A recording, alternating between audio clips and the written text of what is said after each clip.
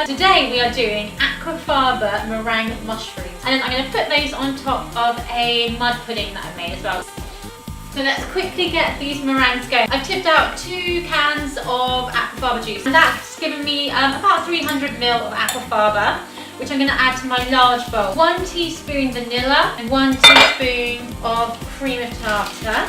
Both of those go straight in with the Aquafaba. So you want to whisk on a high setting for quite a few minutes until it starts to form hard peaks. Got my very retro whisks here. I've bought so many pairs of these and they always burn out, so I end up using my Nanas from probably about the 50s, and they have never failed.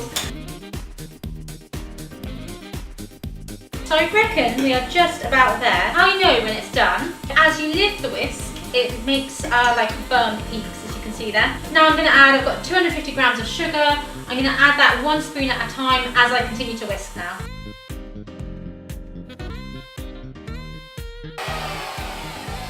Fantastic. So that is the meringue mix done.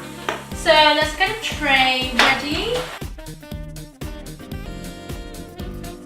So I'm just putting some flops of the meringue mix underneath some baking paper just to hold it down.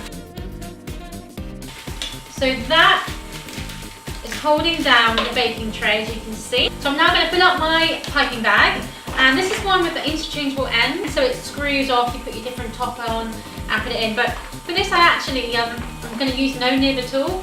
So that is about 1/2 inch in diameter, which is perfect for this. So to pipe your mushrooms, what we need obviously is the stalks and the tops, and you make those separately and then we put them together afterwards. Meringue mix in here, I'm going to be doing the mushroom top.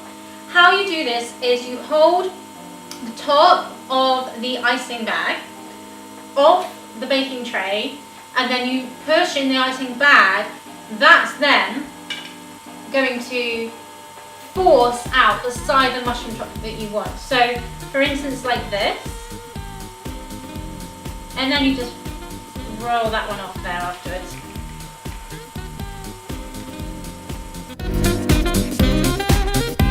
So now I'm going to do the mushroom stalks. You actually start with the nib on the baking tray. So you push down and then you slowly pull up. Great, so now they're all piped, ready. I'm just going to dust a little bit of cocoa powder over these.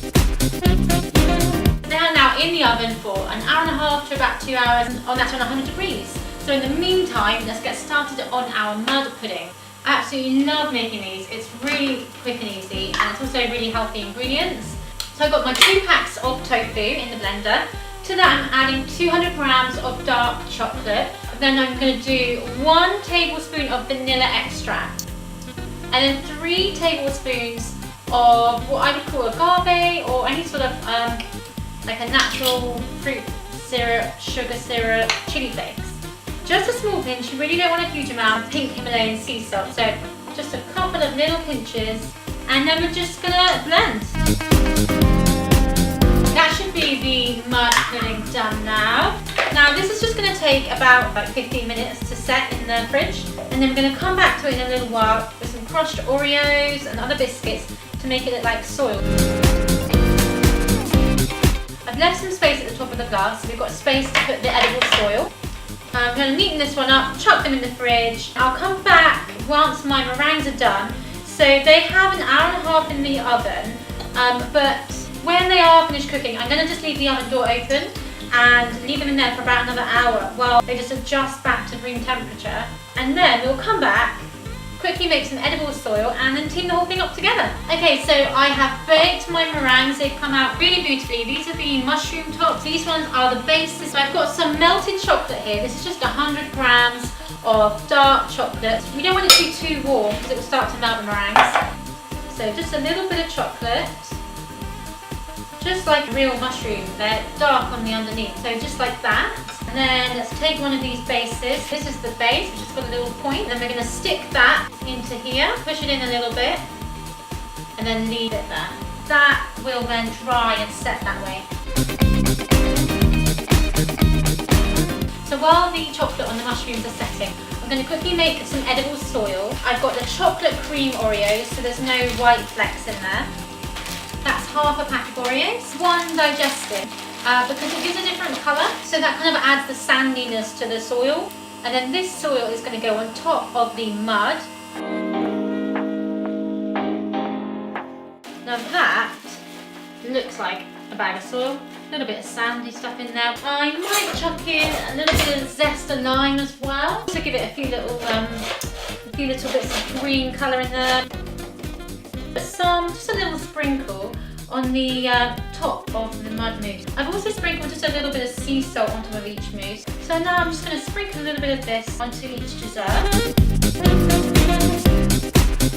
Fantastic. So we've got our mugs of mud all ready here. I'm just going to add the meringues in just a second.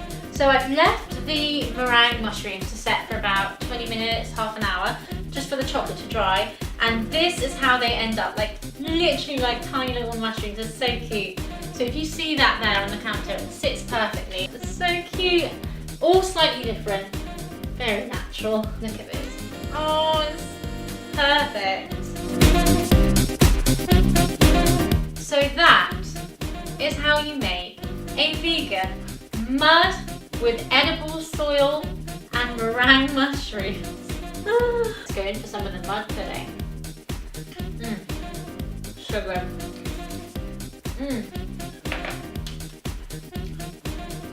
Perfect hollow meringue.